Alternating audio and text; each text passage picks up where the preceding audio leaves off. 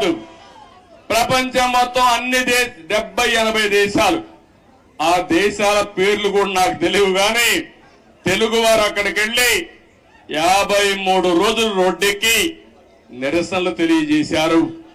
ఇది మరిచిపోలేని అనుభవం అని చెప్పి నేను మీకు తెలియజేస్తున్నా. ఈ సందర్భంగా మనందరం ఒకటే గుర్తుపెట్టుకోవాలి, ఈ రోజు రాష్ట్రంలో తెలుగు జాతి ఎన్టీ రామారావు గారిని ఎప్పుడూ మరిచిపోలేరు. అదే సమయంలో ఈ దేశానికి ఒక దిశ చూపించిన వ్యక్తి పివి నరసింహారావు గారు అని చెప్పి కూడా నేను మీకు తెలియజేస్తున్నా. ఆర్థిక సంస్కరణలు 1991లో పివి నరసింహారావు గారు మొట్టమొదటిసారిగా అమలు చేశారు. అప్పటి నుంచి ఈ దేశంలో సంపద సృష్టించడం సులభమైంది. అలాంటి ఇద్దరు నాయకులు ఈ గడ్డ మీద పుట్టడం తెలుగు వారి అదృష్టం అని చెప్పి మరొకసారి తెలియజేస్తున్నా. ఎంతో మంది నాయకులు పోరాడారు, ఎన్నో త్యాగాలు చేశారు, కానీ ఇటీవల కాలంలో ఈ ఇద్దరు నాయకుల యొక్క సమాజం హితం కోసం చేసిన పనులు మనం ఎప్పుడు మర్చిపోలేమని చెప్పి తెలియజేసుకుంటున్నారు. ఇంకో పక్క రాజకీయం అంటే సొంత వ్యాపారాలు చేసుకోవడం కాదు, భావోద్వేగాలు రెచ్చగొట్టడం కాదు, ప్రజల జీవితాల్లో వెలుగు చూపించగలిగింది నిజమైన రాజకీయం అని చెప్పి కూడా నేను మీకు తెలియజేస్తున్నా. మీరు ఒక్కసారి ఆలోచిస్తే తెలుగుదేశం ముందు, తెలుగుదేశం తర్వాత తెలుగు వారి చరిత్ర రాయాలంటే చాలా సులభంగా రాసే అవకాశం ఉంటుంది.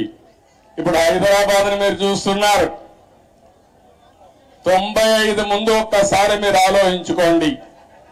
జూబ్లీ హిల్స్ ఇదే డెడ్ ఎండ్. ఇప్పుడు చాలా మంది మిత్రులు పత్రికా విలేకరులు వచ్చారు, వీళ్ళందరూ కూడా ఎంతో ఉత్సాహంగా నాకు స్వాగతం పలికారు. ఆ రోజటి నుంచి ఈ రోజటి నుంచి ప్రత్యక్ష సాక్షులు రాయడానికి పత్రికా విలేకరులందరూ. ఆ రోజు నేను ఒకటే ఆలోచించాను, తెలుగు వాడికి సత్తా ఉంది, అభివృద్ధి చేసి చూపిస్తామని మొట్టమొదటిసారిగా హైటెక్ సిటీతో ప్రారంభించి,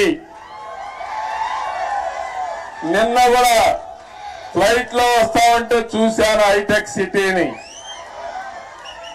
ఎంత ఆనందం కలిగిందంటే, ఒక్క హైటెక్ సిటీతో ప్రారంభించిన అభివృద్ధి ఈరోజు తెలంగాణ, హైదరాబాద్ భారతదేశంలో నెంబర్ 1 అయిందంటే అది తెలుగుదేశం పార్టీ ఆ రోజు చేసిన కృషి, చూపించిన చొరవ. ఏ రాజకీయ నాయకుడికైనా, ఏ పార్టీకైనా దీనికంటే కూడా ఏ తృప్తి ఉండదని చెప్పి నేను మీకు తెలియజేస్తున్నా. ఆ రోజు చాలా మంది అన్నారు ఔటర్ రింగ్ రోడ్డు 8 లేనేస్తానన్నాను. ఇప్పుడు మీరందరూ కూడా మర్చిపోవచ్చు, కొంతమంది గుర్తుండకపోవచ్చు, కానీ నా మనస్సాక్షిగా ఆలోచించినప్పుడు నేను చేసిన పని నా మనసుకు ఆహ్లాదం ఇస్తుంది, ఆనందాన్ని ఇస్తుంది, తృప్తిని ఇస్తుంది అని చెప్పి కూడా నేను మీకు తెలియజేస్తున్నా. ఒక ఎయిర్పోర్ట్ కానీ ఇవన్నీ కూడా ఆ రోజు దూరదృష్టితో ఆలోచించి మనం చేశాం. నాలెడ్జ్ ఎకానమీకి నాంది పలికాం. చాలా మంది నాలెడ్జ్ ఎకానమీ అంటే ఎక్కడన్నారు, దానికి చిరునామాగా హైదరాబాద్ తయారు చేసిన ఘనత, ప్రారంభించిన ఘనత తెలుగుదేశం పార్టీది. అదే సమయంలో ఆ తర్వాత వచ్చిన అన్ని రాజకీయ పార్టీలను అభినందిస్తున్నా.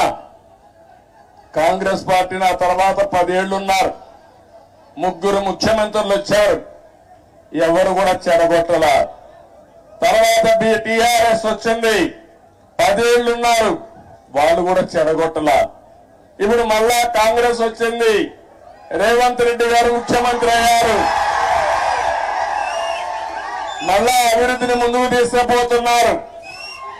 అందుకే నేను నిన్న కూడా నేను ముఖ్యమంత్రి అవుతానే నేనే లెటర్ రాశాను రేవంత్ రెడ్డి గారికి, గౌరవ ముఖ్యమంత్రి గారికి.